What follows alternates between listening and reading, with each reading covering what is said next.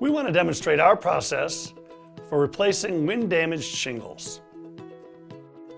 The damaged shingles are removed 3 feet around the affected area, and the underlayment is cut back to examine the condition of the decking. Damaged decking is replaced as necessary.